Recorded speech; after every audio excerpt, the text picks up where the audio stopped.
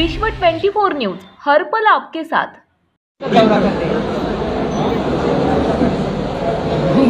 जेव्हापासून खासदार झाले तेव्हापासून दररोज मी बारामती लोकसभा मतदारसंघाच्या दौऱ्यावर असते। असाच एक आणखीन एक आज इंदापूर आणि बारामतीचा दौरा।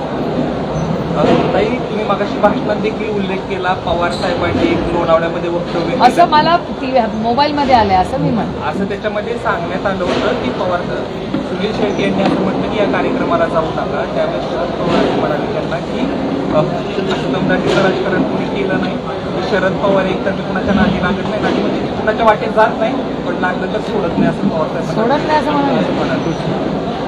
वाव, हे दुर्दैव आहे की महाराष्ट्राच्या राजकारणाला जणू काही दृष्टच लागली। कारण महाराष्ट्राचं राजकारण म्हणजे सगळ्यात सुसंस्कृत राजकारण कुठे असेल तुमच्या आणि माझ्या महाराष्ट्रात असायचं। आणि आज दुर्दैवाने हे गलिच्छ राजकारण आज या अदृश्य शक्ती आणि त्या यंत्रणांनी सुरू केलं आहे ते अतिशय दुर्दैवी आहे। आणि कैलासवासी यशवंतराव चव्हाणांचा हा महाराष्ट्र आहे, छत्रपतींचा महाराष्ट्र आहे, शाहू फुले आंबेडकरांच्या या महाराष्ट्रामध्ये आज दडपशाही आणि विरोधात बोलला तर त्याला धमक्या दे, फोन कर आणि काय काय धमक्या आजकाल कानावर येत आहेत। हे अतिशय दुर्दैवी आहे। पण ही लोकशाहीच्या पद्धतीने नाही तर दडपशाहीच्या पद्धतीने आज गोष्टी होत आहेत, त्याचा मी जाहीर निषेध करते। आणि आम्ही इलेक्शन आणि समाजसेवा ही लोकशाही पद्धतीनेच करत आलेलो आहे आणि इथूनच सुसंस्कृतपणाने करत आहोत।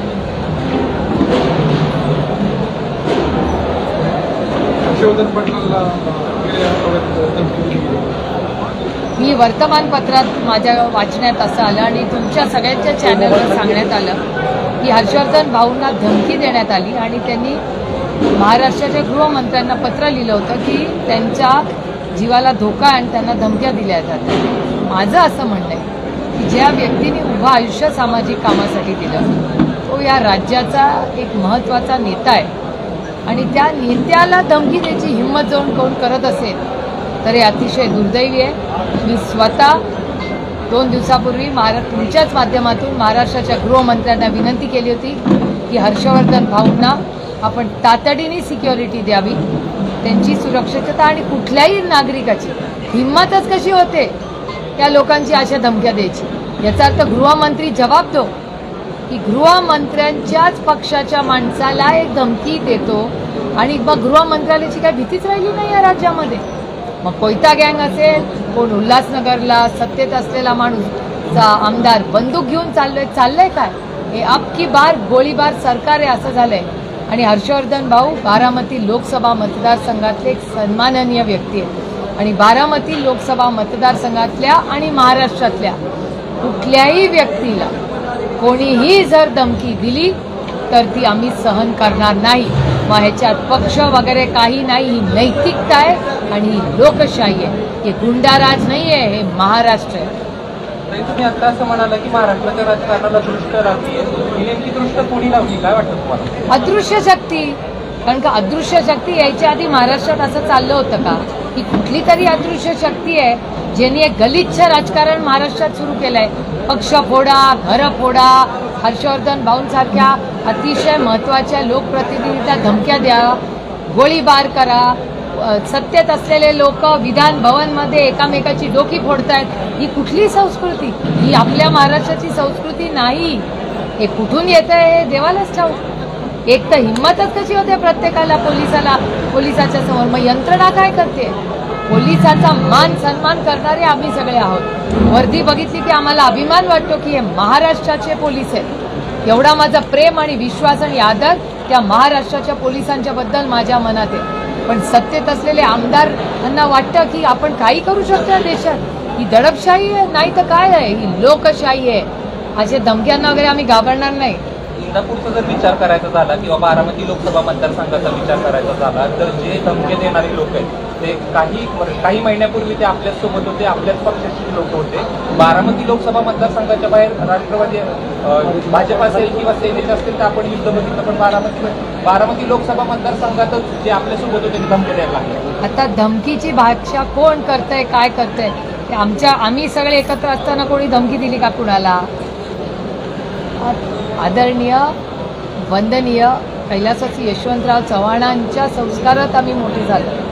आदरणीय पवार साहेबांनी आजपर्यंत कधी कुणाशी आवाज वरती करून पण बोललेले नाही आणि 60 वर्षाचा हा अनुभव सगळ्यांना आहे की दुर्दैव आहे की आज काही लोक आज बारामती लोकसभा मतदारसंघात ही मी पहिल्यांदाच ही धमकीची भाषा ऐकते. अतिशय दुर्दैवी आणि त्याचा जाहीर निषेध करते, कारण का आपल्या मतदारसंघाचं नाव त्याच्यामुळे खराब होते. समाज उमेदवाराची यादी झाली नाही तरी बारामती लोकसभेमध्ये आमचा प्रचार चालू आहे. नाही, आम्हाला नवीन चिन्ह आहे. आदरणीय पवार साहेबांचा पक्ष त्याच अदृश्य शक्तीने चुकीच्या पद्धतीने ओरबाडून गेला.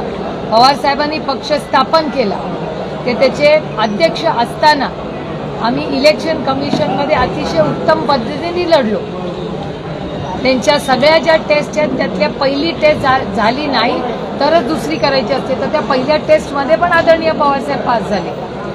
तरी त्यांच्या सोयीप्रमाणे अदृश्य शक्तीच्या इच्छेप्रमाणे ज्या चुकीच्या पद्धतीने आदरणीय पवारसाहेबांकडून पक्ष काढून घेतला आला याचा मी जाहीर निषेध करते, कारण काही लोकशाही नाही, ही दडपशाही सुरू झालेली आहे आणि त्याच्यामुळे हे सगळं राजकारण अतिशय गलिच्छ झालेलं आहे आणि जे खऱ्याच्या बाजूने आहे त्यांच्यावर अन्याय करण्याचं पाप सातत्याने सत्तेचे लोक करतात. जलजीवनच्या कामामध्ये तालुक्यामध्ये भरपूर काही तक्रारी गावागावातून येत आहे. जलजीवन मिशनची दौंड आणि इंदापूरमध्ये सारखी मी जेव्हा जेव्हा दौंड आणि इंदापूरला येते तेव्हा सातत्याने पत्रकार मला लिहितात. पत्रकार आणि ग्रामस्थ माझ्याकडे पत्र घेऊन येतात की जलजीवन मिशनच्या दौंडमध्ये तर बातम्याही प्रचंड झालेल्या आहेत जलजीवन मिशनच्या.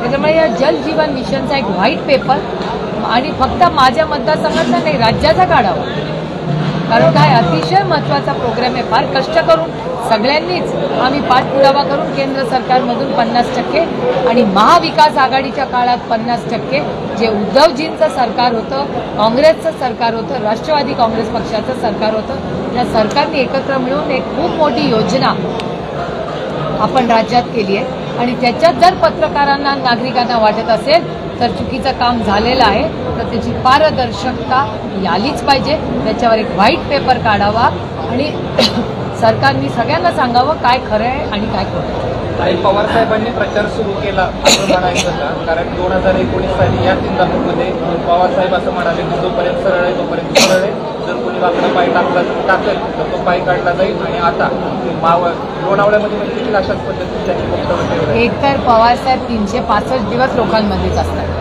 त्यांच्या सभा संपर्क हा काही इलेक्शन पुरतं सीमित नसतो. ते 365 दिवस सकाळी 7:30 वाजल्यापासून रात्रीपर्यंत लोकांच्याच बरोबर रमतात, कारण का त्यांचं टॉनिकच तुम्ही सगळे आहात. काय याच पार्श्वभूमीवर हर्षवर्धन पाटील की दत्तात्रय भरणे कुठल्या भाषेवर या निवडणुकीच्या पार्श्वभूमीवर दत्ता मामा भरणे आणि हर्षवर्धन पाटलांनी तिन्ही माझ्या इलेक्शनला मदत केली आहे. मी आयुष्यात विसरणार नाही. माझ्यासाठी जे कोणीही एवढं जरी केलं असेल त्यांच्याबद्दल माझ्या मनात आदर सन्मानच असेल. हे माझ्या आईने केलेले माझ्यावरचे संस्कार आहेत. माझ्या आईने मला नेहमी सांगितलंय ज्यांनी कोणी आयुष्यात तुला एवढी जरी मदत केली असेल तर सुप्रिया ही आयुष्यभर लक्षात ठेव.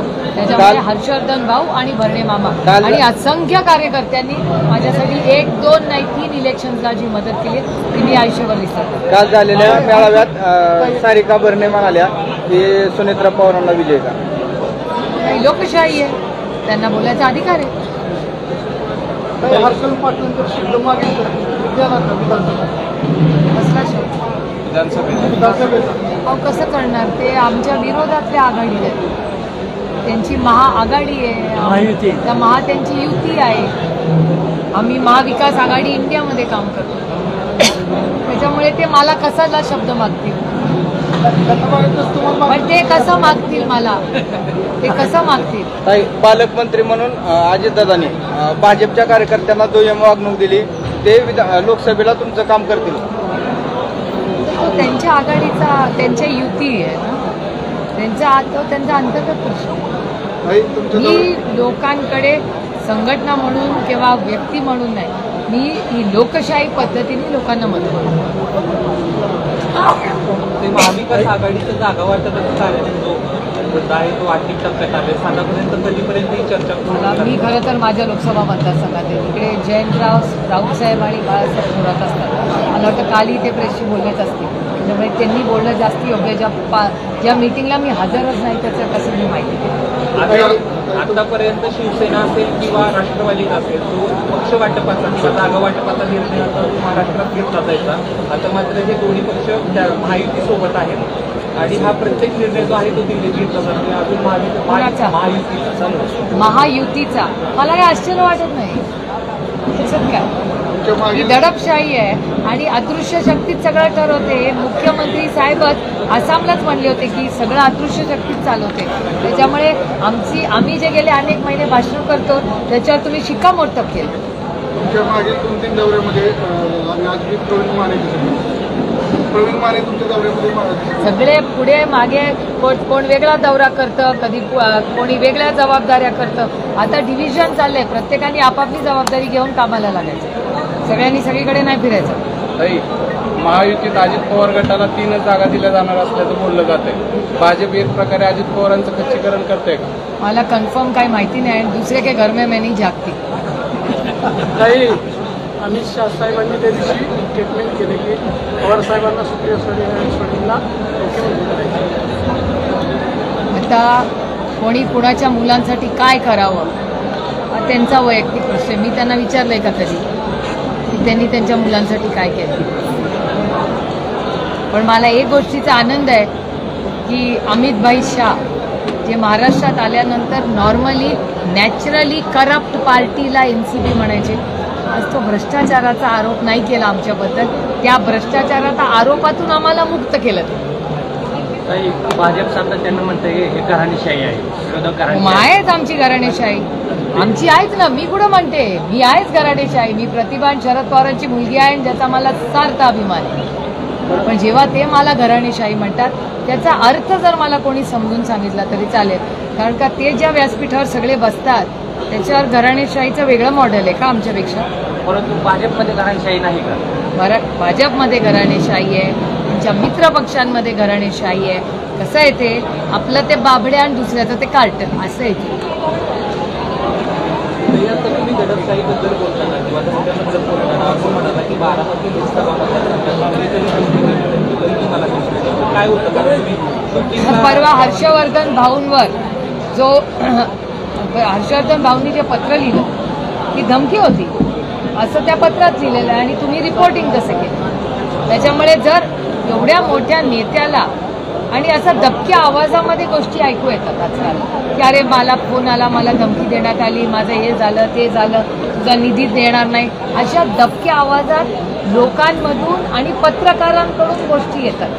हे मी काही ऐकलेल्या नाही आहेत. पण पत्रकार किंवा चॅनल किंवा आम्ही असे तुम्ही लोक भेटला अशा गोष्टी आम्हाला सांगण्यात येतात. तर मग अशा वेळीस माझं कर्तव्य नाही का की जर बारामती लोकसभा मतदारसंघाची मी लोकप्रतिनिधी आहे, त्या लोकप्रतिनिधी म्हणून काम करताना या मतदारसंघातल्या कुठल्याही सन्माननीय मतदाराला जर कोणी धमकी देत असेल तर माझी नैतिक जबाबदारी नाही का त्या व्यक्तीच्या बाजूने उभं राहणं. कारण का ही लोकशाही आहे, ही दडपशाही नाही. त्याच्यामुळे मी सगळ्यांना सांगितलंय तुम्हाला जर फोन आले तर त्यांना सांगा सुप्रिया सुळेंना पहिला फोन करा, धमकी द्या, मग माझं बोला. धमके वारंवार आपल्या कार्यकर्त्यांना धमके देतात, त्याचं स्वरूप काय आहे का? आता स्वरूप काय नाही. आता तुमच्या चॅनलवर आणि टीव्हीवर ऐकायला मिळतं. तुमच्या चॅनलवर आणि तुमच्याच वर्तमानपत्रात धमकीची पत्र किंवा रेफरन्सेस येतात. त्याच्यामुळे माझ्यापेक्षा तुम्हाला जास्त माहिती आहे कोण धमक्या देत आहे आणि कशा देत. आपल्या कार्यकर्त्यांकडून माझ्या धमका आमच्या कार्यकर्त्यांना धमक्या दिल्या जातात, त्यांच्याकडून काही आपल्याला माहिती. माझं एवढंच म्हणणं आहे की मी एक सुसंस्कृत मराठी महिला आहे. माझा ट्रॅक रेकॉर्ड सगळ्यांनी पाहिला आहे. मी इथे धमकी द्यायला नाही आली. तुमच्या आयुष्यात एक चांगला बदल आणि सेवा करण्यासाठी आली. पण जर राष्ट्रवादी काँग्रेस पक्ष नाही कुठल्याही पक्षाच्या कुठल्याही व्यक्तीला कोणीही धमकी दिली तर त्या व्यक्तीच्या बरोबर पूर्ण ताकदीने सुप्रिया सुळे उतरेल. एवढंच मला अतिशय प्रांजळपणे सांगायचं. मला थँक्यू. राज्यातील महत्त्वाच्या आणि आपल्या भागातील ताज्या बातम्या पाहण्यासाठी आजच आमच्या विश्व 24 न्यूज चॅनलला यूट्यूबवर सबस्क्राईब करा आणि बेल आयकॉन प्रेस करा.